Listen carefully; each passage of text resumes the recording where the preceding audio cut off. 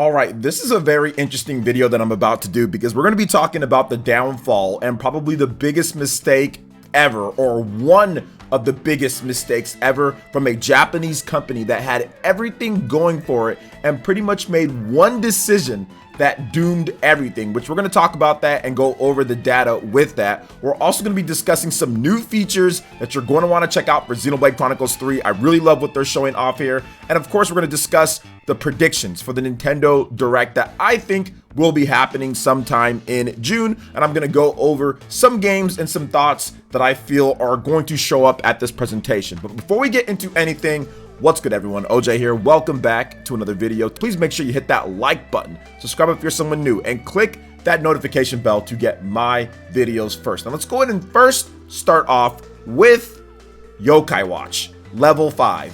What happened to this company? We used to hear about them all the time. If you were gaming in the mid-ish 2010s, 2012, 2013, 2014, 2015, you heard about Yokai Watch. You heard about articles saying that Yokai Watch is the next Pokemon. You saw blockbuster sales in Japan, and I've always wanted to talk about this. I just never really got around to doing it. But shout outs to my man Genki, who put together some of the sales numbers over the years for Level 5 and Yokai Watch, and just Level 5 just in general.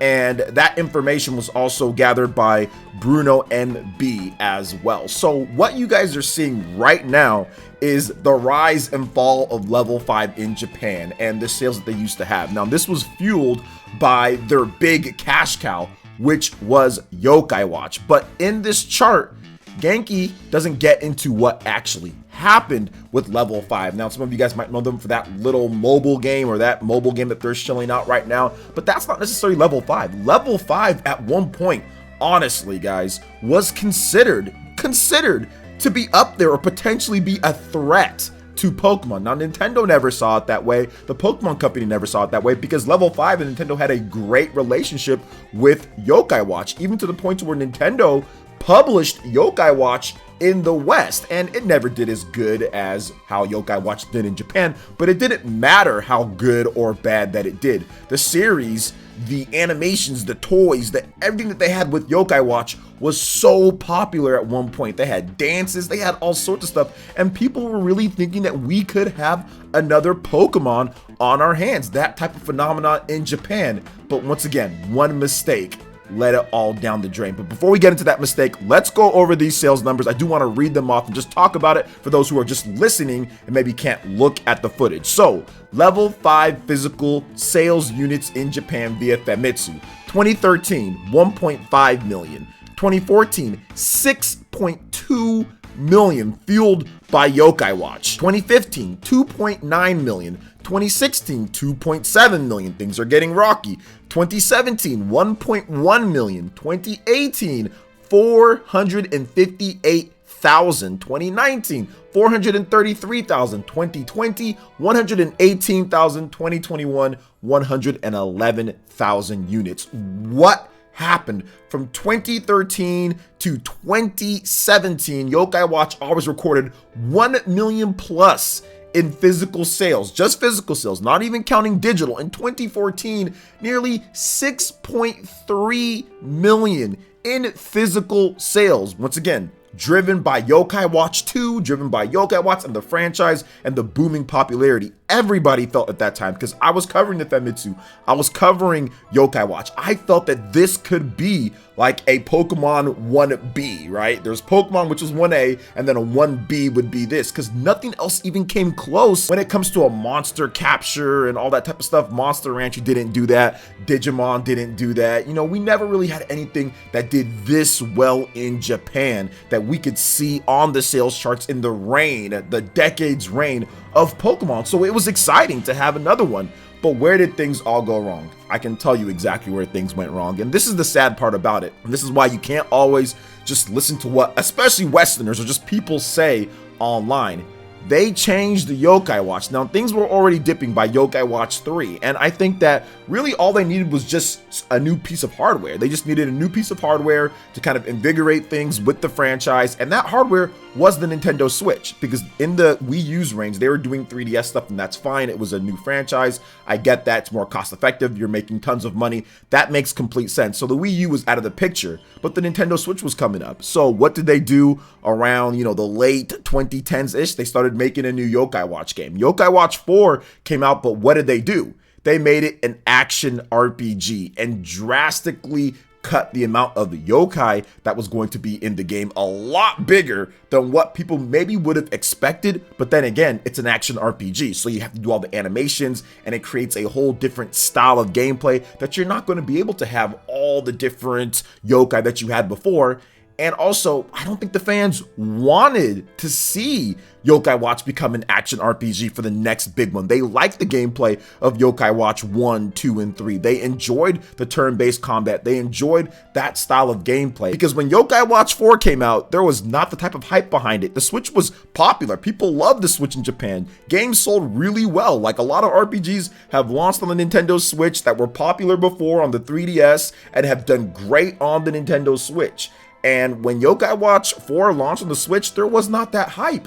There was not that excitement. There was not that level of anticipation. Fans just moved on, almost cold turkey. All the people who purchased Yokai Watch literally overnight just said, I don't care anymore. So to me, that was probably the biggest mistake that I have seen in the modern age of a Japanese company that pretty much tank things from there. I mean, Yokai Watch was their cash cow. They have Inazuma 11, they have other games. Obviously, they have Ni no Kuni, which that's what Bandai Namco and everything. But in terms of what Level 5 owns and what they've done on their own, Yokai Watch was theirs, and they just messed it up. And I don't think it's too late.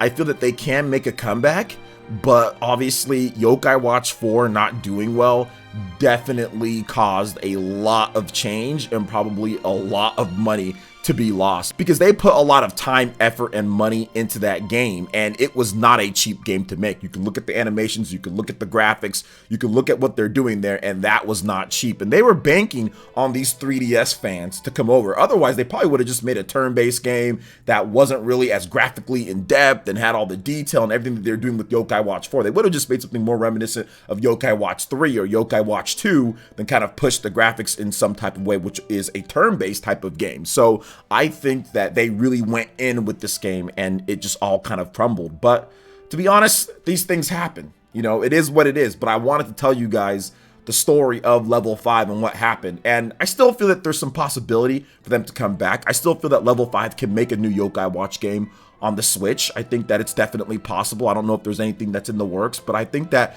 Yokai Watch can be resurrected. It's never too late, but they have to kind of go back to the drawing board. And if they're not already thinking about something, go back to what made Yokai Watch 2 so popular and successful. And now you also have a huge install base of the Switch that you can go back to. But there's obviously internal problems at Level 5. They have their ups and their downs, so I don't know what they're going to be doing, but it is an interesting story nonetheless. But what are your thoughts on the rise and fall of Level 5 in Japan? Remember, guys, we're talking about just Japanese sales. We're not talking about the physical sales in the West or the localization. We're talking about just in Japan. What do you guys think about this? Let me know in the comment section below. All right, and moving on to the next topic here, guys. We've got some first look at some new features for Xenoblade Chronicles 3, and this gets me excited. When I start seeing these gems and these 1 and 2 and 3s and the little gem crafting machine, oh man, it just makes me happy. It reminds me of Xenoblade Chronicles 1. Love to see this. Xenoblade Chronicles 2. This is exactly what Xenoblade is known for. When you start getting into the nitty gritty and mechanics of what makes Xenoblade tick and kind of separates the players that really want to get that maximum damage or customize their characters to the fullest abilities or have a specialist that does a certain thing very well. The gem crafting system in Xenoblade is honestly one of my favorite here. And we're going to go over it because Monolith Soft has officially shown off the gem crafting in the game. So alternatively to Manana's cooking, Riku can gem craft. He does it using resources gathered on your journey through and battles in the world of Xenoblade Chronicles 3. They can be equipped to any character to raise their stats, healing capabilities, and more. And yes, Xenoblade Chronicles always has this gem crafting system, and it's always great. I've always loved the Xenoblade gem crafting system, and in Xenoblade Chronicles Definitive Edition, it was great because, you know, you got the portable one and everything. You can gem craft anywhere that you want, and yes, that's a great addition, and it was just fun to kind of just gem craft and make sure that you customize your characters to exactly how you want them, especially when you're fighting against super bosses and the tougher ones. The gem crafting is going to come up clutch in Xenoblade, so it's really cool to see this. A lot of this is in Japanese with the second screenshot that you see here, but it looks like it's a bit more straightforward, because what you can see here as I'm analyzing the screenshot here, you have the defensive, you have the offensive, you have the healing, and you have the special or all around, and from there you can kind of craft your gems in a vertical type of way. So it does seem like they're trying to make this a bit more less complex for people to get into, but obviously I don't know Japanese, so I can't completely look through this and say exactly what's happening here, but it looks very clean, it looks very good with the UI. I'm liking what I'm seeing here, and I cannot wait to get into more gem crafting on Xenoblade Chronicles 3. But that's not it. We do have a bit more information here that we're going to talk about, and that is the Defender class from Mio. So Defenders, which is like Mio's class, have talent art Gemini Strike. It's quite handy. It gathers enemy aggro whilst lowering their accuracy. Use this skill to take the heat away from your comrades and protect them till the end. So why this is good is, for those who don't know, in Xenoblade Chronicles, your attackers will build up a lot of aggro on them, and then they're going to start to get smashed by the enemy. The enemy's going to start targeting them and hitting them, and their defense necessarily isn't quite as good, or at least you don't want them getting hit because they're the ones who are doing the damage. So what you want to do with Mio's class, Defenders, for example, you want to make sure that you draw that aggro in, but also in Xenoblade, one thing that you can do is that you can modify with gems and also with stats and equipment to make sure that the enemy can't necessarily hit you as much. So they can just be sitting there and just be wailing away at your defender, but your defender can be taking the hits and their defense is so high that it doesn't do too much, or they're pretty much just dodging all the hits or dodging every other hit. I know at one point I had Dunban pretty much dodging everything in the game. So I think that's really cool with Xenoblade, that you can customize your characters that way. So they're just kind of showing it off a little bit, and this Gemini Strike talent is going to help take the aggro off of the attackers, put it on Mio, put it on your Defender class, then also have those gems and have other stuff that you've crafted in order to make sure that they don't do as much damage or don't hit you at all. So once again, classic Xenoblade style. But yes, the gameplay looks great. The new footage you guys are seeing here looks awesome, and I'm so excited once again to get into Xenoblade Chronicles 3, as we're pretty much already in June coming up here, so we've just got a bit over a month or so to get into some Xenoblade Chronicles goodness, July 29th. So what are your thoughts on both of these topics with Xenoblade Chronicles 3? Let me know in the comment section below. All right, and going into the final topic here, guys, I wanted to kind of start going over some of my Nintendo Direct predictions, because I do feel that Nintendo will be having a Direct sometime in June like they usually do in normal years, even without E3 being here. So one thing that I want to talk about is Square Enix and also Chrono Trigger. I think that Chrono Trigger is one of those games that has been eluding the Nintendo Switch Online, has been eluding a re-release on modern platforms, has been eluding a lot of things. And I think that Square Enix at this point, they have Live Alive that's coming out, which is awesome. They've had Octopath Traveler, they've had all these games, Triangle Strategy, that kind of harken back to the old school 16-bit era, and people love them. They sell millions of copies. People are very happy with them. And I think that now is finally the time to kind of bring back Chrono Trigger in some way, shape, or form. We had the Chrono Cross remaster, and while it wasn't the best remaster, it was still good to see Chrono Cross release on modern platforms for people to play and evaluate themselves, because despite some of the performance issues, it's still a great RPG. It's still one of the better RPGs from the past on the PlayStation 1, and people are still enjoying it outside of those performance issues that the game does have. So if you're going to bring Chrono Cross back to modern platforms, what's next? Chrono Trigger, right? There has to be something. So I do think that Nintendo, Since Chrono Trigger was originally on the Super NES, I do think that Nintendo and Square Enix are maybe thinking or planning something for a re-release of Chrono Trigger, and I'm not saying it's going to be exclusive, but it just might be announced at Nintendo's presentation. So I think that that is a very high possibility that we see this Super Nintendo Classic Chrono Trigger at Nintendo's next Nintendo Direct. But I want to hear from you guys. What do you feel could be at this next Nintendo Direct from the classic catalog of games, or just in general? We're going to be going over this over the course all the way till something gets announced. So let me know what you guys think about that in the comment section below and everything else that we talked about. All right, guys, that wraps it up for this video here. Thank you so much for watching. I do appreciate it. Please make sure you hit that like button, subscribe if you're someone new, click that notification bell, and we will see you for the next video. Peace.